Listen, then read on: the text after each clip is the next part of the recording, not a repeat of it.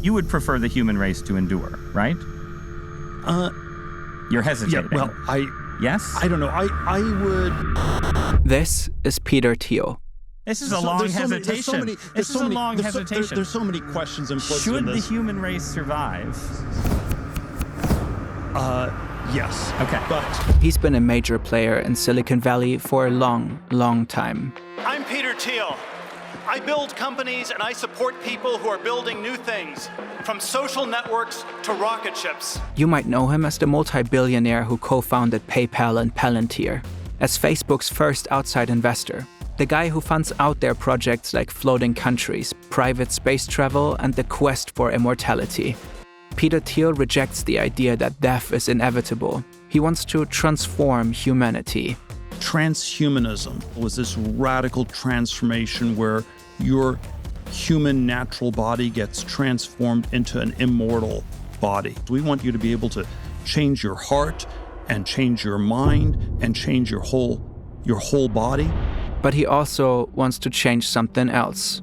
For decades, Thiel has schemed from the shadows to reshape American politics.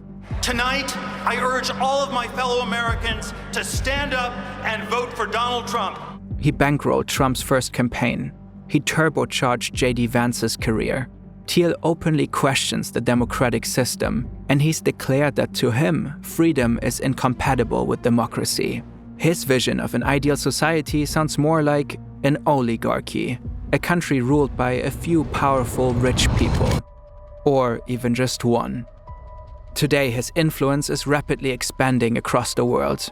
From the beginning of his career, he's been building tools to rewire how power works. Palantir, his brainchild, enables intelligence agencies and militaries to anticipate their enemy's next move before it's made. Maybe even your next move, too. None of this happened by accident. Peter Thiel plays the long game. He's patiently planned his moves for decades, always several steps ahead. So what does Peter Thiel actually want? What's his problem with democracy? And is there an endgame? This video is largely based on the research collected in The Contrarian, Peter Thiel and Silicon Valley's Pursuit of Power by Max Chafkin. You'll find a link in the description.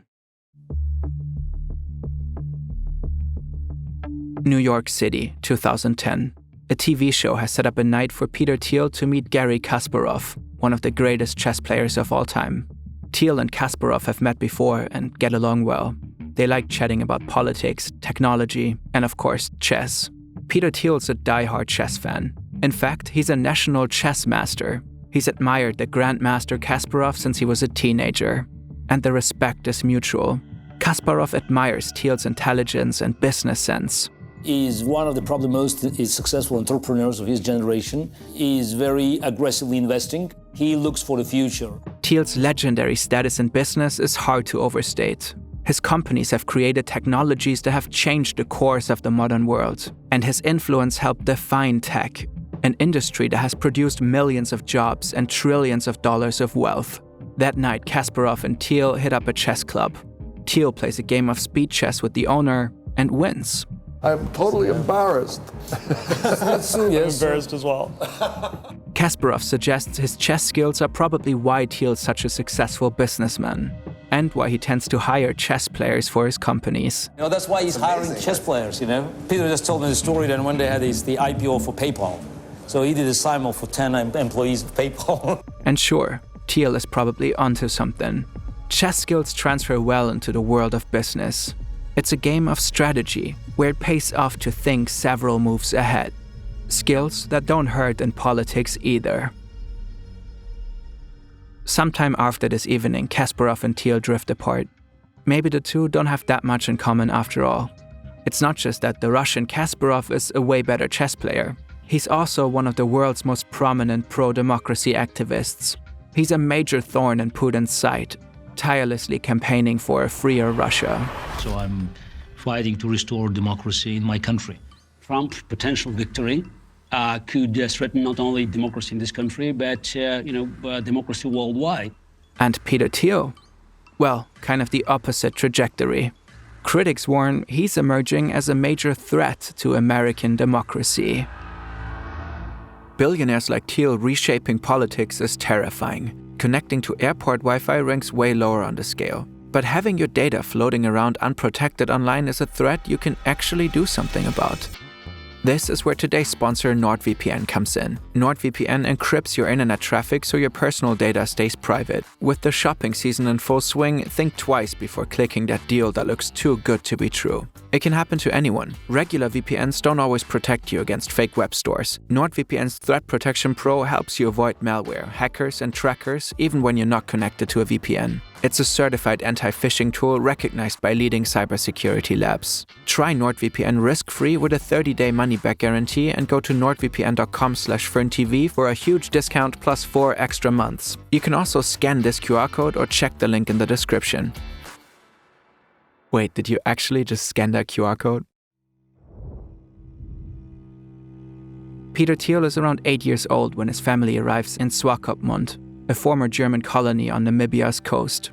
He moved here with his parents and brother after some years in Ohio. During the 1970s, the city is occupied by apartheid South Africa. At the time, it's a town clinging to its German roots, where Hitler's birthday is still celebrated and the Nazi salute is a casual greeting for some.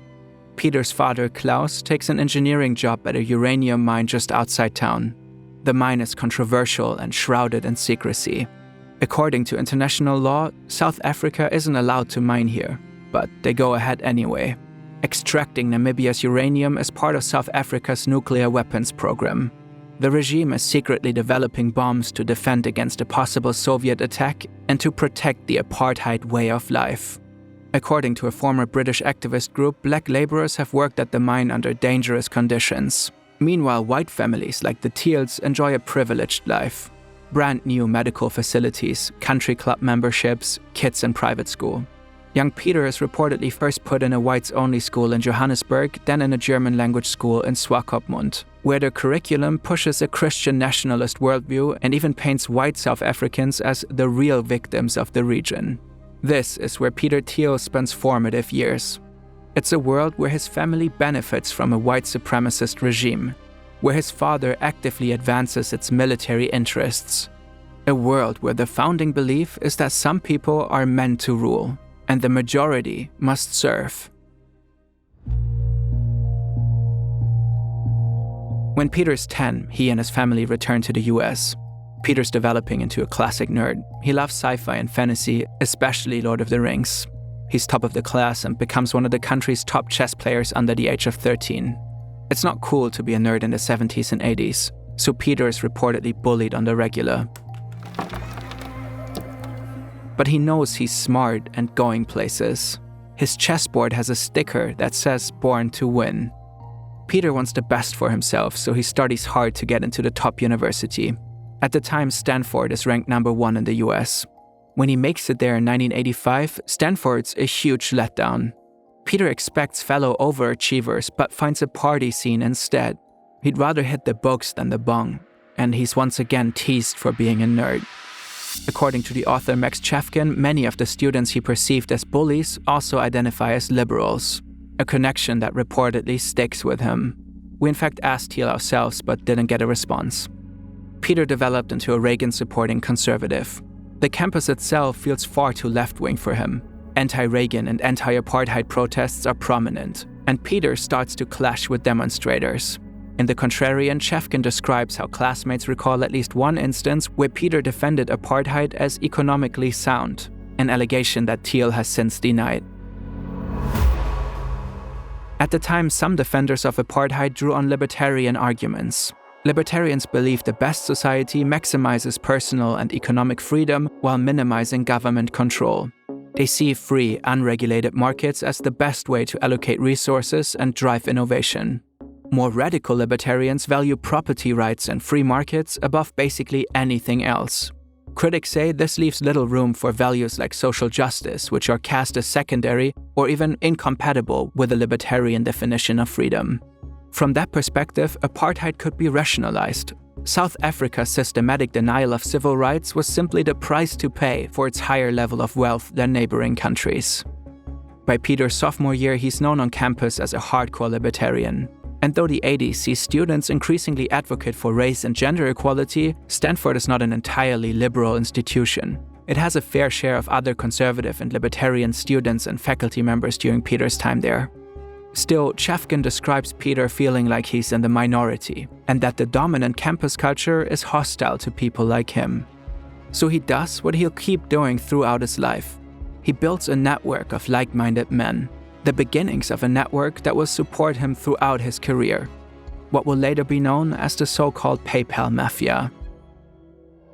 With 11 other conservative men, Peter launches a campus newspaper. The Stanford Review aims to stir things up. It regularly criticizes campus culture from a conservative perspective, with a famously biting style. Throughout Peter's time at Stanford, a few pieces especially stirred the pot. Chafkin found a few examples in the Stanford archives that he wasn't allowed to reproduce. One columnist claimed that gay men engage in unnatural sex. Another complained when Stanford considered adding non-white authors to the Western culture course, arguing it signaled the decline of the West. One whole issue was devoted to passionately defending a student accused of statutory rape, who was later found guilty. Peter's not just looking to provoke. He wants money, power, and influence. And as its founding editor-in-chief, the Stanford Review launches him into the public intellectual he's known as today. The paper captures the attention of high-profile conservatives, and a bit later Peter gets a book deal. The Diversity Myth is co-authored with David Sachs, the student who wrote in defense of an accused rapist in the Stanford Review. Nowadays, Sachs is also an influential figure on the American right. He currently serves the Trump administration as the White House's AI and crypto czar. The book argues that universities are dangerous breeding grounds for left-wing intellectual conformity, that nowadays real racism barely exists in America, and that diversity initiatives pose a threat to Western culture. Sachs and Thiel have since apologized for some of the more controversial parts of the book, but these are the same anti-woke sentiments that are winning elections today. You know, I ended woke. Totally. Everything woke turns to shit. Our country will be woke no longer. Though Peter has plenty of gripes about Stanford, he stays on and graduates from its law school in 1992. He moves to New York to begin his legal career. Only aiming for the best, his goal is to clerk for the Supreme Court. He's got top grades, his own influential paper, and connections to the right people. But it's not enough. I got interviews with 2 justices. They normally interview 8 people and select 4 as clerks. And I missed it with both, and it felt like it was the absolute end of the world. Peter's not used to setbacks. He plunges into what he later described as a quarter-life crisis and briefly moves back in with his parents. But back on the West Coast, Peter proves he has a knack for turning losses into big wins. It's 1996. The tech industry is booming. Silicon Valley is a place with endless possibilities, loads of investor money, and above all, unclear rules. Peter wants in. Sure, he can't really code, but he can hand that off on someone else. Peter studies up on hedge fund management, raises some capital, and reinvents himself as an investor. At the same time, he continues publishing anti-woke columns. One that claims indigenous Peoples Day is anti-Western winds up in the Wall Street Journal. By chance, Peter meets the brilliant young cryptographer Max Levchin. Max is obsessed with Palm Pilots, clunky little handheld computers. At the time, they're barely more than a calendar with an internet connection. Not all investors would listen to a 20-something jabber away about Palm Pilots. But Peter's not a typical investor. Max believes Palm Pilots will have way more potential if they can be linked to businesses. If personal devices were linked to a business's infrastructure, a whole new world of uses would open up, like connecting an individual directly with a bank. All someone needs to figure out is how to build an encrypted network that can securely link a handheld device with a corporate system. And Max believes he can do it. He is way ahead of his time, and Peter sees the potential immediately. He offers Max a $250,000 investment the very next day. Peter will become known for these big bets on inexperienced founders. Bets that very often pay off. On the surface, PayPal looks just like another convenient way to pay. But in reality, it was built on a radically libertarian vision. Money moving freely, beyond government control. The same vision that would later drive the crypto movement. And just like crypto, that freedom quickly attracts the gray areas of the economy. PayPal's early growth comes from industries most banks avoided, like gambling and NSFW stuff. Good thing Peter's been nurturing his political connections. As Chafkin tells it, Thiel worked to keep his business alive by lobbying Congress to keep online gambling legal and to stop PayPal from being treated as a national bank. We also asked Peter Thiel directly about this, but didn't get a response either. E-commerce is exploding in popularity. There's high demand for a tool that can simplify online transaction. And Max and Peter aren't the only ones working on a solution. PayPal isn't even the only online payment startup in the same building. There's a very similar company on the same floor. It's called X.com, and its founder has a lot in common with Peter. Most notably, Elon Musk is also an enterprising immigrant with roots in South Africa. Like Peter, he also shows little regard for traditional rules of the banking industry. Playing by every rule only slows down growth. But for a while, they have no idea what each other's companies are for, until a PayPal employee finds a business plan for X.com in a dumpster. And then it becomes impossible to ignore each other. They become two of the biggest fish in the sea of online payments. PayPal's growing rapidly, but at the same time bleeding funds. Every new user gets a cash bonus, most transactions rack up fees, and servers are expensive. Worse, the anonymity that makes PayPal attractive also opens the door to credit card fraud, and PayPal would have to refund the victim's stolen money. Max left in response by building an anti-fraud system called Igor, software that flags suspicious patterns and blocks scam transactions. All the while, user anonymity is still preserved. Igor successfully curbs fraud by half of what it was. The FBI takes interest in the technology and starts using the software to catch money launderers. Still, PayPal isn't profitable. Peter thinks he knows the answer. It has to become a monopoly. Eliminate competitors, dominate the market, and set the rules. As Peter often puts it, Competition is for losers. Competition is for losers. Competition is for losers. This strategy will come to define Peter Thiel's success. He'll outline it in the business best-selling book 0 to 1, and it will become a guiding principle in the tech industry. What I think everybody who is a founder or entrepreneur should aim to do is build a monopoly. And all the great companies that people have built are monopolies of one sort or another. By 2000, the online payment space has grown more competitive, and PayPal is still operating at a loss. Elon suggests a merger, and Peter agrees. Uniting is their best chance for survival. According to the Contrarian, they clash from the start. Over the name, over the software. Elon becomes CEO because he's a bigger shareholder, but Peter allegedly can't stand his leadership. He's said to think Elon's a reckless egomaniac, and Elon is said to think Peter's a sociopath who only cares about money. Their battles stall the company's growth, so Thiel decides to end them. Elon goes on his honeymoon, leaving the CEO position undefended, and in an elegant, calculated move, Peter captures it. Levchin and others loyal to Thiel start voicing their gripes about Musk. They manage to convince enough board members to oust Musk and to insert Thiel as temporary CEO, a position he'll keep. It won't be Thiel's last tactical takedown.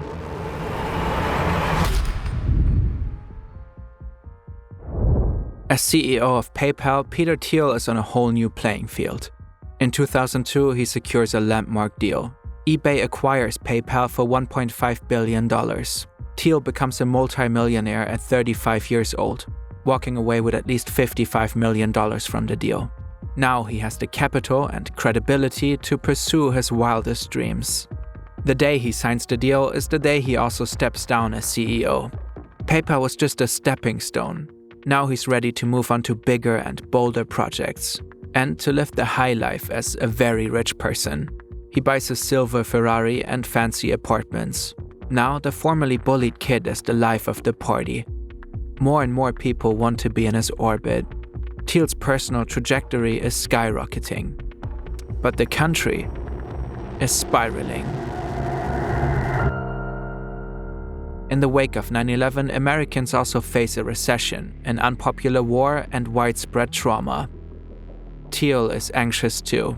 He's increasingly concerned with the threat of religious terrorism. He finds the Bush administration isn't tough enough on Islam. His politics seem to shift. At Stanford, he wrote fiery libertarian essays railing against government power. Now he's arguing the opposite, that the US must use extrajudicial methods to catch terrorists. As he put it, outside the checks and balances of representative democracy as described in high school textbooks. For Thiel, the trade-off is clear. The West must compromise. More security, less freedom. And he sees a business opportunity in it. What if Igor, the software Max Levchin built to catch fraudsters, could be retooled to catch terrorists? Wouldn't the CIA be interested? In 2003, Thiel gets a team to start working on it right away. They'll call the company Palantir. In The Lord of the Rings, a Palantir is a mythical stone that sees and communicates across far distances. Sauron, the evil character who seeks to dominate Middle-earth, uses a Palantir to spy on enemies and conspire with allies. The power of Isengard is at your command, Sauron, Lord of the Earth. Basically, Thiel is offering Sauron's power to anyone who can afford it. Palantir's promise? Use network analysis to find unforeseen patterns in vast troves of data. This is especially interesting to US intelligence agencies who had collected information on Al-Qaeda conspirators but failed to see the connections till after the attack. In the early years, many users are disappointed with Palantir's service, but their timing is excellent with everyone terrified of another attack. And Thiel's chosen CEO is excellent at raising money. His name is Alex Karp. He's another former Stanford classmate. When Osama bin Laden is captured and killed, rumors circulate that Palantir was used to find him. Public interest in the company skyrockets. Based on what's known today about Palantir's abilities at the time, any meaningful involvement is questionable. When media outlets ask Alex Karp about that rumor, he's careful not to confirm or deny involvement. He tends to dodge the question with a smile and imply that some connection is there. Did your company help to track and kill Osama bin Laden? When you open the paper and look in the news about these kind of things, there's a 2/3 chance, depending on the country involved, that somehow my company was involved. One media outlet isn't buying the hype. A gossipy blog called Gawker. According to Max Chafkin, Gawker's Silicon Valley page reports no real link between Palantir and the bin Laden raid, and suggests the company spread the rumor just to boost sales. Valleywag is known for roasting the tech industry back when most news outlets tend to sing its praises. And a favorite target of Gawker's gossip and mockery is Peter Thiel. Thiel will take care of Gawker later. Beyond founding Palantir, Thiel spends the 2000s turning tech startups into giants. I was the sort of first angel investor in Facebook in summer of 2004. The business was already tracking quite well. They only needed money to buy more computers. So I think that was always sort of a promising sign. In 2004, he becomes Facebook's first big investor. Thiel not only funds the company, but becomes Zuckerberg's mentor. Now Zuckerberg is one of the richest people alive, and Thiel's investment will net him about $400 million. Thiel doesn't stop there.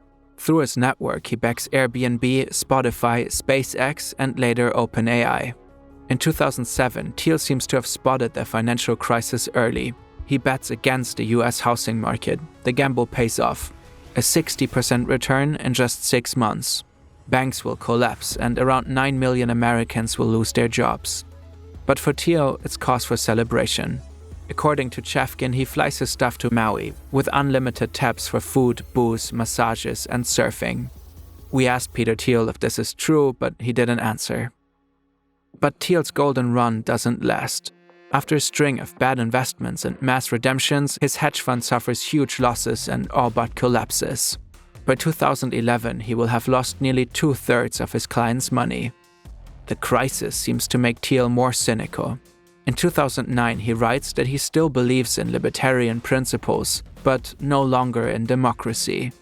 I no longer believe that freedom and democracy are compatible, he declares. He argues that America has been in decline since the 1920s, when women gained the right to vote and when the Great Depression created mass unemployment. In his view, women and poor people are especially hostile to libertarian policies. Their ability to vote stands in the way of his ideal society. The essay makes waves. Gawker Media calls him a loopy libertarian, ridiculing him for wishing women couldn't vote. Thiel later clarifies it's not that he wants to take one class of voters' rights away. The problem is that Americans in general won't vote for libertarian policies. So, better to do away with democracy altogether? Meanwhile, Gawker Media gleefully reports Thiel's investment failures. They claim he exaggerates his net worth and make fun of his hypocrisies. Gawker reported on a lot of important topics other media outlets wouldn't touch till much later, like the crimes of Harvey Weinstein and Jeffrey Epstein. But they also posted a lot of arguably cruel gossip. In 2007, they outed Thiel's sexual orientation with a post titled, "Peter Thiel is totally gay, people." Peter Thiel's sexuality was an open secret at the time, but he didn't seem to want it reported. His outing was clearly a violation of privacy. According to the Contrarian, Thiel sees Gawker's coverage as damaging to his business. And plenty of other people have grudges against the site, so Thiel quietly funds a team of lawyers to take up their cases. The decisive moment comes in 2012, when Gawker publishes a leaked sex tape of the wrestler Hulk Hogan. Hogan sues, and Thiel secretly bankrolls the fight with $10 million. The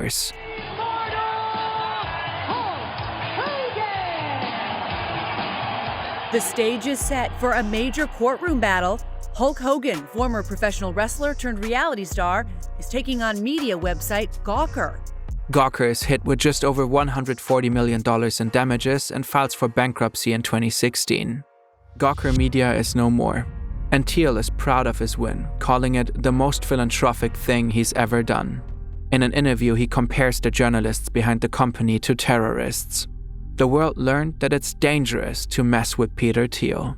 Reporters Without Borders called his feat a serious threat on freedom of the press. Critics argue that this set a precedent for wealthy individuals to weaponize the courts and bury media that criticizes them. But Peter Thiel is just getting started.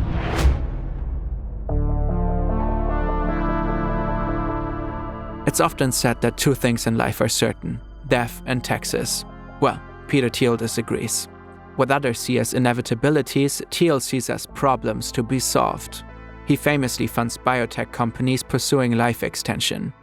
His hatred of taxes has him pour resources into anti-tax political actions and also seasteading, man-made island nations free from income tax and governmental regulations.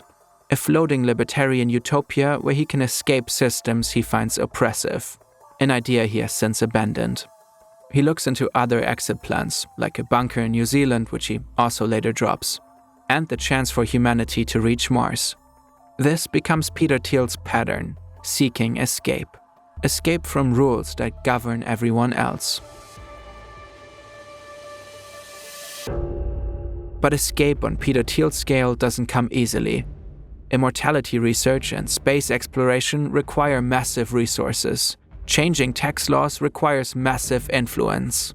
Fortunately for Thiel, his wealth and influence have grown enormously, so he can attempt to reshape politics to enable his search for escape. In 2007, he does something unusual for Silicon Valley entrepreneurs. He starts funding presidential candidates. His first big bet is the libertarian Ron Paul, a long-shot candidate for presidency, but a politician with a passionate base. Like Thiel, Paul is an advocate for extreme free market capitalism. They're also both skeptical of climate change to different degrees. Ron Paul doesn't win the 2008 presidency. Obama does. In 2012, Ron Paul runs again, and this time Thiel is his biggest donor by a long shot. Thiel wasn't really banking on Paul's win. Instead, he was thinking ahead. In an interview with the magazine Slate from 2012, Thiel says he was really campaigning for 2016, building up a strong libertarian base.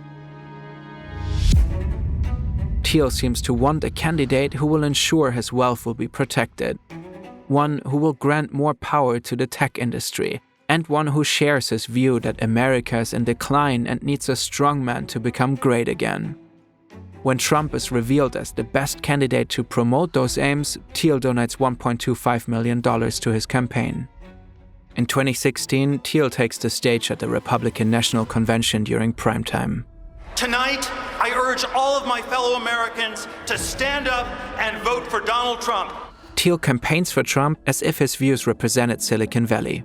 But at the time, Trump is deeply unpopular in tech. Of the top tech companies in the Valley, not a single CEO donates to Trump's 2016 campaign, and Thiel's support of Trump makes him somewhat of a pariah. According to the Contrarian, friends cut ties with him or refuse to discuss politics. Thiel is unbothered. They'll change their tune soon enough. Besides, he's starting to lean into his image as the Silicon Valley supervillain. He reportedly once said, "I'd rather be seen as evil than incompetent." When Trump shocks the world by winning, Thiel is part of the transition team. His role is to appoint people who will disrupt regulatory bodies like the Federal Trade Commission and the Food and Drug Administration. A dream job for Thiel, who's railed against governmental regulation for decades. Thiel reportedly suggests 150 names to Trump. According to Max Chafkin, his list includes, to no surprise, ultra-libertarians, but also very controversial figures. Fringe people from his growing network of far-right reactionaries. Trump only approves a handful of them, the least controversial suggestions that Thiel makes. So Thiel's first attempt at capturing the White House seems to have failed. Politically, Thiel retreats to the background for a bit. He and his partner have their first child, and he seems to focus on family life for a while. But the background is where Peter Thiel thrives the most. Outside of politics, Thiel's businesses are skyrocketing, especially Palantir. During COVID, Palantir wins government contracts to analyze pandemic data, tracking infections and vaccines. In 2025, Business Insider reports that under the second Trump administration, ICE will use Palantir to track down immigrants who overstayed their visas. Palantir's involvement has only intensified under Trump and has been instrumental for over a decade, since Obama's second administration. The Guardian reports in 2025 that Palantir provides ICE with tools that help their agents fulfill Trump's aggressive deportation quotas using a vast data network. It includes government records such as tax data from the IRS and private databases like location history from cell phone records. Now Palantir also incorporates facial recognition data from Clearview AI, another startup where Peter Thiel is the first investor. The pattern is clear. Palantir thrives in chaos. And chaos is only ramping up. What looks like a political setback with Trump may just be Thiel's chance to plan his next move. Thiel won't back Trump's second campaign, but he will build up another politician. We're effectively run in this country via the Democrats, via our corporate oligarchs, by a bunch of childless cat ladies who are miserable at their own lives and the choices that they've made. Thiel injects J.D. Vance's primary campaign with $15 million. Vance is now Vice President of the United States. Thiel and Vance's relationship didn't come out of nowhere.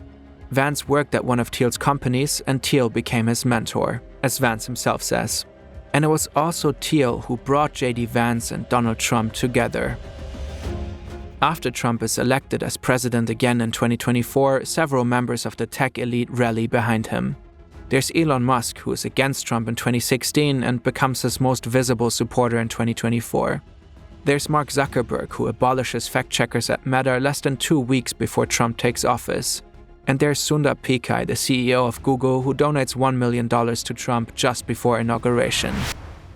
At the inauguration of Trump's second presidency in January 2025, major tech CEOs are clearly visible in the front row. But one person isn't there that day. He's in the background again. Peter Thiel. Instead, he watches Palantir's stock skyrocket and topping the market for much of 2025. The surge is in part fueled by government contracts. And not just in the US. Palantir has been hired by Israeli forces allegedly to enable AI-powered targeting of Palestinians, which the company denies, and by Ukraine in its war against Russia. These and other contracts not only boost Palantir's profits, they also give the company access to extremely sensitive data. Few assets carry more power or more potential for harm. So who decides how it's used? We reached out to Peter Thiel as well as Palantir because we had a lot of questions.